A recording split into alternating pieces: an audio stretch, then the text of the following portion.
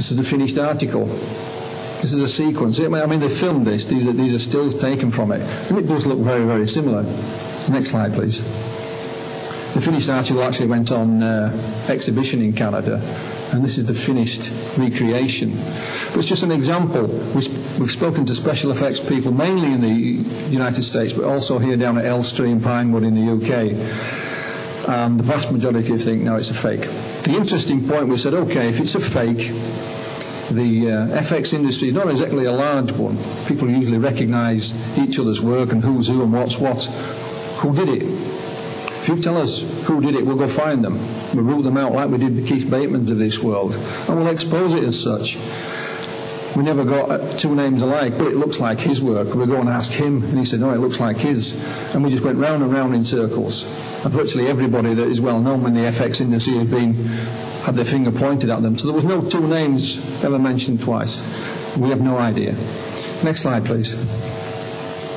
We're back with Ray Santilli, the man who started this whole controversy. The most controversial film in the whole history of UFO research, without a doubt. A recent interview with Ray. Do you still stick to your story, Ray? Absolutely. That was his word, absolutely. I found the cameraman, I bought the film, I've shown it, it's genuine. What do you think it is, Ray? He thinks it's either an alien or some poor deformed human creature, perhaps an experiment of some kind. The only additional information he gave, and you can take this or leave it, is that he claims to have even more film that's been seen by no one. Certainly the crash site is one of the claims he continues to make. No one has ever seen this. So even today, he maintains the original story. Next slide, please. Have the aliens landed? Stanton Friedman will tell you yes. Whether we're looking at one here on this screen today, after all these years being involved trying to get to the bottom of it, I can't honestly be sure. I can't prove it's a fake either. So in our discussions, we want to look at a number of things that it may or may not be. Next slide, please. There are those who believe that the alien autopsy film is the genuine article. It is a recovered alien being from Roswell in 1947. My good friend and colleague Michael Hessman is one of many.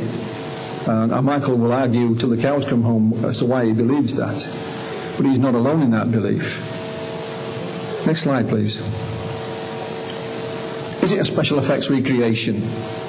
Like I said, we have spoken to probably 20 or 30 special effects people, and apart from two, they all say yes. And they give various versions of how they could recreate it, but it's something we cannot rule out. Next slide, please. There are those that think it's some kind of poor, deformed human being, perhaps suffering from a number of genetic defects of one kind or another. And again, we're not particularly ruling that out. I know when Stanton Friedman first saw the film, we looked at this possibility. I think Stanton talked about progeria and polydactyly and a number of other things. We have to remember there are two autopsy films, therefore there's two beings. If this was a poor deformed human creature, we're pretty sure we'd find it in the medical text somewhere. But we can't, we've not found it yet. Next slide, please. There are those that think it's some kind of training film or stroke propaganda film produced for propaganda purposes by the US military intelligence agencies. This could account for why people like Clifford Stone saw it in the 1960s. You know, a professional cameraman perhaps saw it at Disney in the 1970s. So, these are the four possibilities we think that could explain the film. It's certainly one of these four, which I'll leave you to decide. Next slide, please. And of course, it all could be a hoax. It was consigned to the hoax bin almost from day one by a lot of people who had never seen the film before. And we're not ruling that out. It could be a commercial hoax purely made for monetary gain. We have evidence that tends to negate that. You've seen some of it today that tends to support the fact that it may well be authentic. Next slide, please. I just want to finish off with one thing. There's more information to come out on this film, undoubtedly, certainly from Ray Santilli and from others. But in recent months, I was contacted by another potential witness I underline potential witness in the United States. The gentleman is rather early, suffering from Parkinson's disease, so his handwriting is somewhat erratic. But he claims he saw this film back, not in the 70s, not in the 60s, but back in the 1950s. And it was shown to him by his father, or parts of it were. He's given us some details about his father, claiming that his father was actually there at Roswell in 1947. I've been delighted to pass these details on to Stanton Friedman, who, as we speak, is currently looking into this aspect of the film. And it may turn out to be additional information that supports the film, or it could be another red herring, or we go down another cul-de-sac. But make no mistake, there's more information to come on this film. We have some recent leads that have come our way, which we're attempting to follow up, Tim Matthews and myself. Can't say any more than that at this moment in time, because we haven't had the chance to investigate. So in summary, you've seen the film in its original format. You've heard that Ray Santilli has told a few porkies in his time. I've shown you that the 10 footage section, although briefly, is a fake. It's not a rumour, it is a fake. The picture of the hoax and the name of the hoax is up on the screen.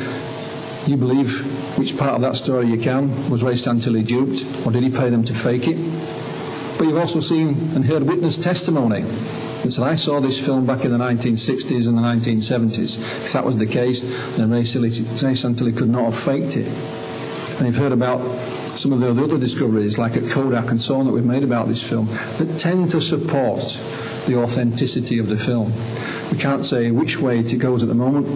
You've seen our 4 possibilities of what the film may or may not be. And the research on the film is right up to date with our work with Stanton Friedman in the United States. I'm sure there'll be more information to come. Because I showed the slides earlier, I don't think I'll get invited back next year to tell you about any new research.